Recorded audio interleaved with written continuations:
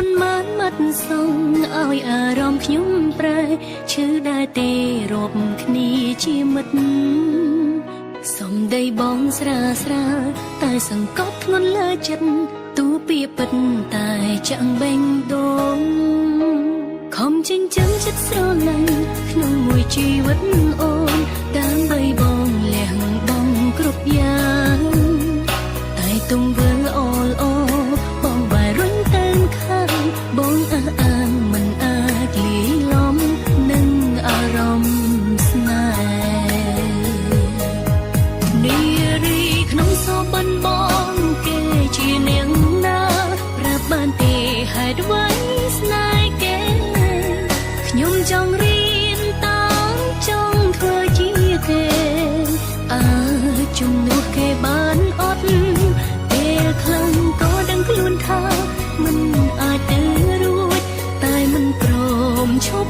ប្រឹងតតែហត់ពេលនេះឈឺចាប់បានសម្រេចហើយសុំមុខមនុស្ស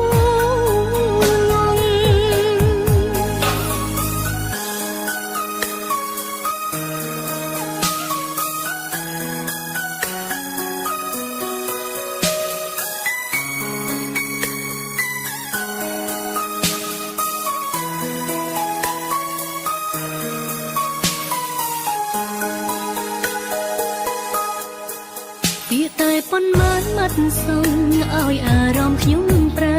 ឈឺដែរទេរាប់គ្នាជាមិត្តសំដីបងស្រាលស្រាលតែសង្កត់ធ្ងន់លើចិត្តទូពីពិតតែចាំងបេងដូងខំចិញ្ចឹមចិត្តស្រឡាញ់ក្នុងមួយជីវិតអូនដើម្បីបងលះបង់គ្រប់យ៉ាង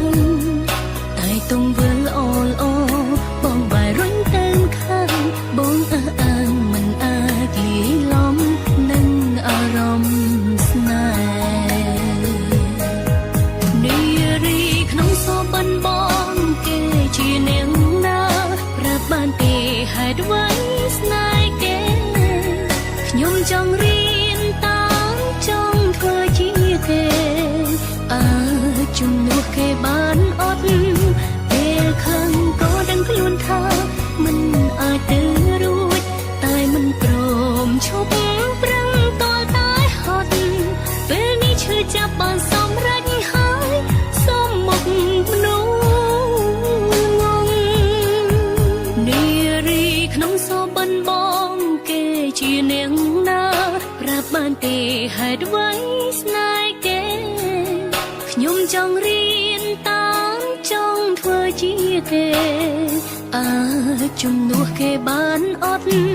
ពេលខ្លះក៏ដឹងខ្លួនថាមិនអាចទៅ